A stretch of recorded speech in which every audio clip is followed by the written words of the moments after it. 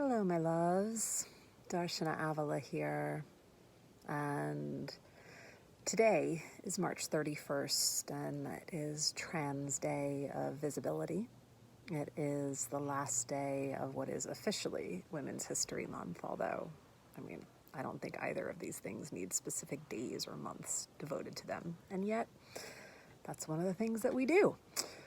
And I wanted to come and chat with you a little bit and share a few things that I have been ruminating on. Sorry, a little wobble. Life.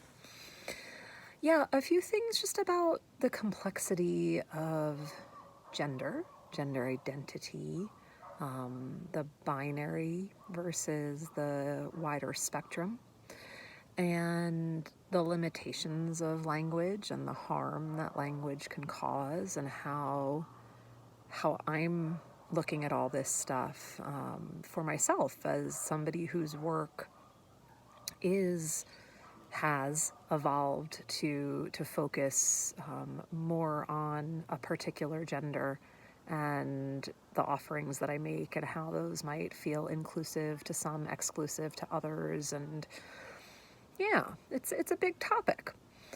In particular, I do this full moon event with my friend Verana, the Yoniverse and the Universe, where we check out the astrology of the current sky, and we go into a self-touch, sex magic ritual and explore our yonis, which is a Sanskrit word for our vulvas and our vaginas and our wombs, if we have them, that is typically associated in the binary with cisgendered women, typically called women. And yet there are trans women, and there are women who don't have wombs, and there are women with all different facets and expressions of their identity who still might connect with the idea of yoni, whether that's just symbolically or energetically, if not in terms of their physical anatomy. And through some conversations that I've been involved in and some inquiries that I've received, what's felt really true is to be more deliberate in creating this as a space that is available to both cis and trans women.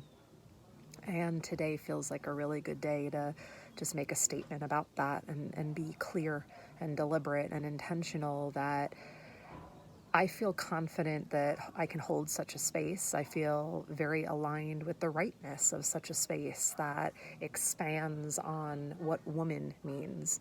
And even while I'm doing that, I want to acknowledge that to speak about woman and to have the opposite of that be man, and not include that there is a spectrum of possibility that many people orient toward non-binary gender identities, that something gets left out in that conversation much of the time. And I think it's really important, for any of us that are working in whether it's sex adjacent industries or anything that has to do with focusing on gender roles and norms and expressions and intimate lives and all of these things, like that we really do need to be clear and responsible about who we feel ourselves equipped to serve and what the limitations of our own experience and perspectives may be. Again, there's a lot of harm that happens when that isn't the case. And I have been in conversation with a friend of mine who is a queer, non-binary person and is in the yoga space. Yoga with Avery, I'm shouting you out.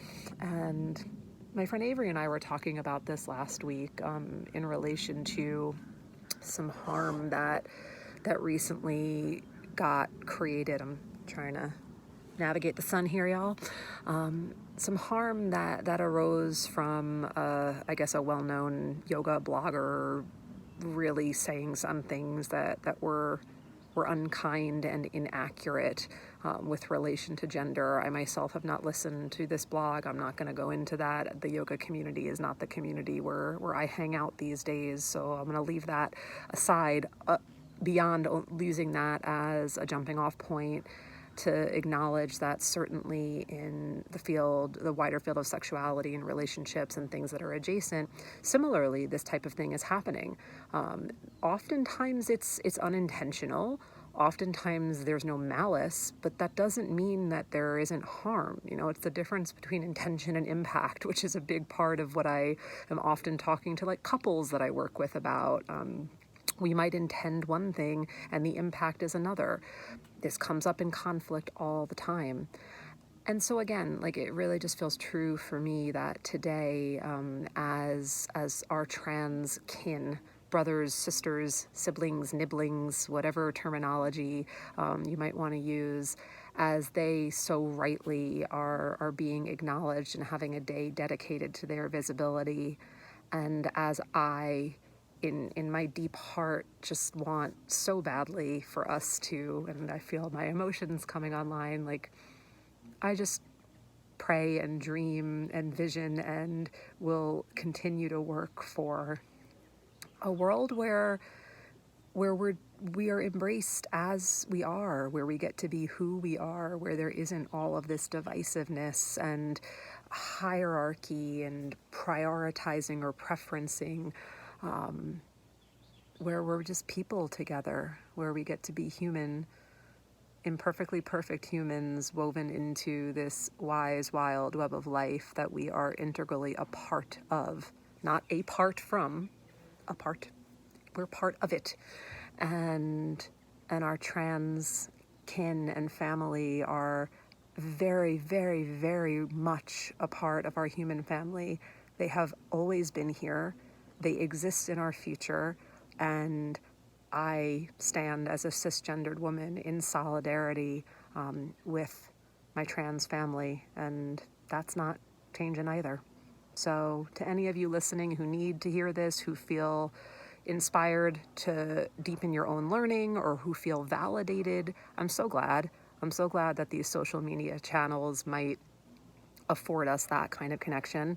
Anybody who feels confused or challenged or in disagreement with what I'm talking about, if you're capable of coming to me in a curious and respectful way with your questions, then bring it. If you're not, yeah, there's no space for that here. So just be warned. And I'm sending a lot of love and just wishing erotic wholeness for one and all, that we may all explore and embody our individual liberation, and that serves our collective liberation. Thank you.